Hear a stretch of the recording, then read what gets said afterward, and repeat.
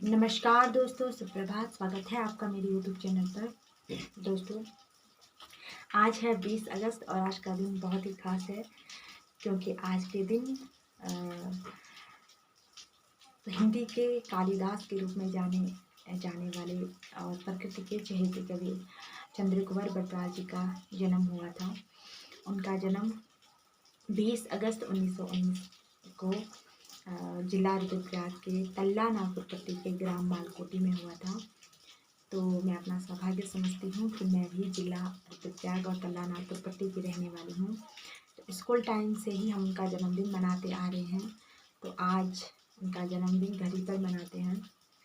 दोस्तों, उनके बारे में बता दूँ कि चंद्रकुंवर बटवाल जी जो है, उनका जीवन काल मात्र 28 वर्ष का रहा है और ये हमारे लिए बहुत ही दुखद बात हमेशा से रही है और हमारे साहित्य के लिए एक अपूर्णीय क्षति जो है हुई है। लेकिन 28 वर्ष की उम्र तक उन्होंने 1000 कविताएं, 24 कहानियाँ, एकाकी और बाल साहित्य का जो है अनमोल खजाना हमारे हिंदी साहित्य को दिया था। और मैं इनके बारे में क्या बताऊं, एक महापुरुष हुए हैं जिन्होंने साहित्य में एक इतिहास रचाया है। तो दोस्तों, आज उनके जन्मदिन पर मैंने भी थोड़ी बहुत अपनी कलम चलाई है और जो है उन्हें सत सत नमन करती हूँ, बारंबार प्रणाम करते हुए उनके जन्मदिन पर सप्रेम भेंट जो है ये चंद पंक्ति।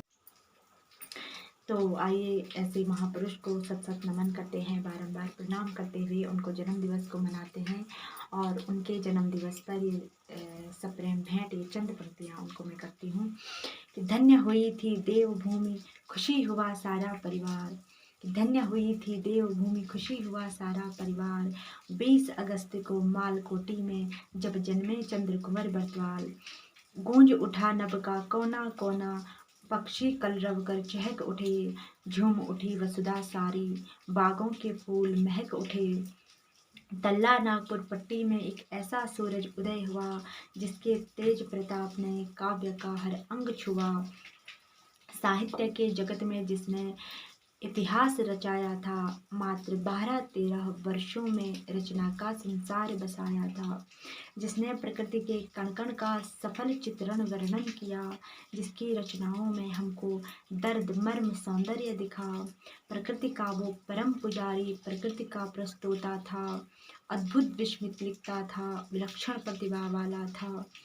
कविताएं, कहानियाँ, एकाकी और बाल साहित्य का अनमोल खजाना इस महापुरुष ने हमें दिया, इसे कभी तुम भूल न जाना।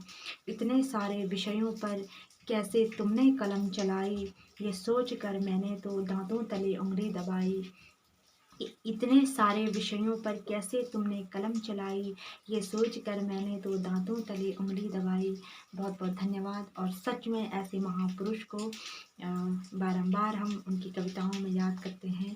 उनकी कविताएं इतनी अच्छी हैं, उनकी कविताओं में प्रकृति के सौंदर्य का इतना मनोहारी वर्णन और चित्रण हमें मिलता है कि एक अलग ही सुखद अनुभूति उनकी रचनाओं को पढ़ने में जो है हमें मिलती है।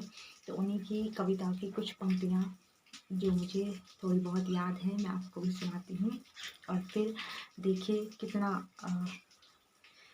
अद्भुत और कितना विस्मित वो लिखते थे।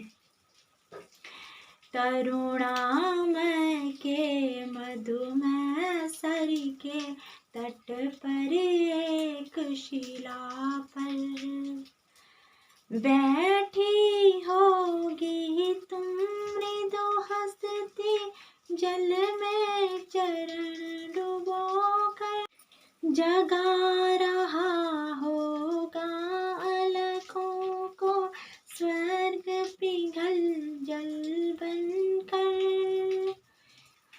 कांप रहे होंगे गीतों से अधर रस भरे सुंदर, छलक रहा होगा नयनों से स्वर्ग पिघल जल बनकर। इससे आगे मुझे याद नहीं आ रहा है अभी। बहुत ही सुंदर उनकी रचनाएं हैं, एक दो और भी है, मैं ज़रूर आपको सुनाऊंगी। अगले वीडियो